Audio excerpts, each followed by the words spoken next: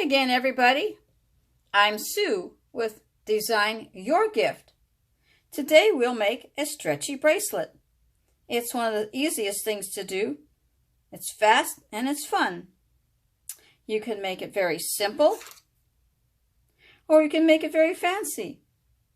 You can add danglies or you can make it fancy with Swarovski crystals.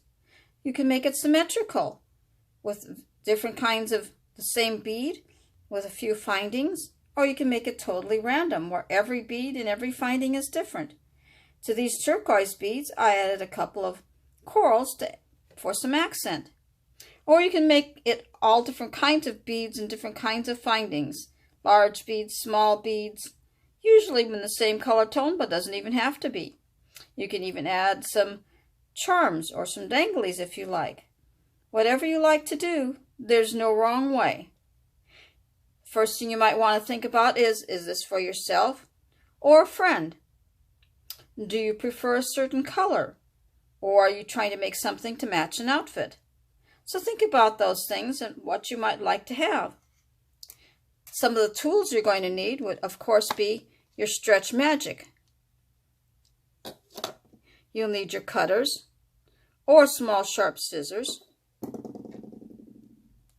A spring is very helpful. It keeps your beads from falling off while you're designing your bracelet. A tape measure isn't essential, but it could be helpful. You'll also want to have your soft bead mat or a bead tray, which really helps in laying out your designs. Again, like I said, you can make it simple with bead on bead. You can intersperse various kinds of beads with crystals or findings. You can add charms. It's totally up to you, whatever you like to do.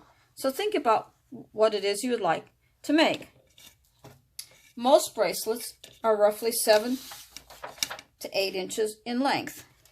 You see, if you have a tray, you start out at 0 and go both directions to approximately 3.5 to 4 inches on your bead tray.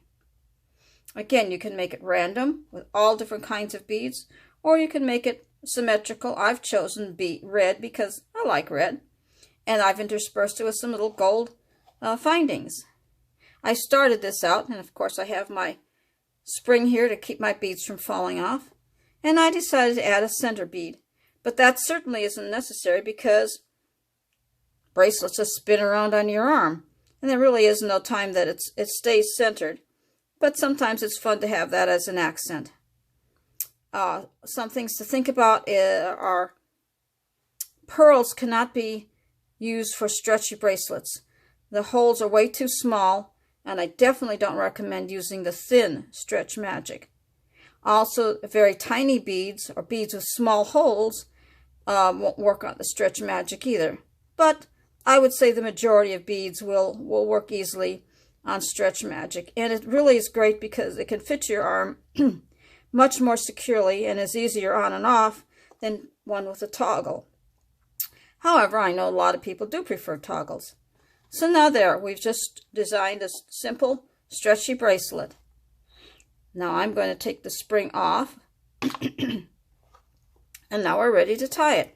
You see that I've made my design from 0 to 3.5, almost 4, so that excuse me, my bracelet will be about 7 inches. So you start by tying in one knot, pull it snugly. Now with your other hand, hold it tightly and see if it fits on your wrist. If it fits like you want it to, great. If it's a little bit too small or too large, you can add a bead or take off a bead. It's very easy to do. Just be sure you have a few extra beads. Also, when you're designing your bracelet, especially if it's stretchy, you want your two ends to be different because when you do it, they're going to come together and they're going to be the same. Now, if you were making a bracelet with a toggle or a fastener, then you would probably want to have the same one on each side.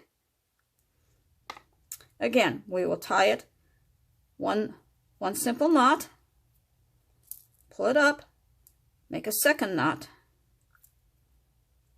pull it securely, Now test. Does it pull apart? Oops. See, this one's pulling apart. So now I want to retie it because it's not tight enough. Or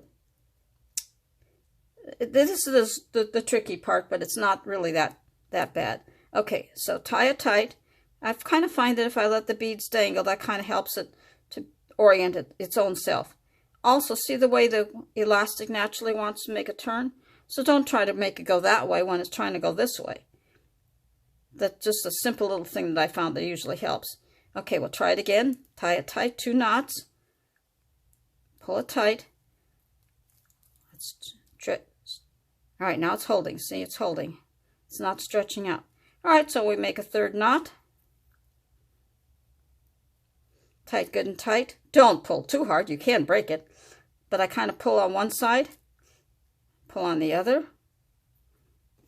And then all you have to do is trim it with your clippers.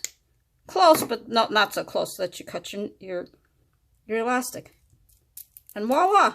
You now have a stretchy bracelet for yourself or your friends. Next time, we'll work on a bracelet with a clasp. Thanks, and have an awesome day. Bye-bye.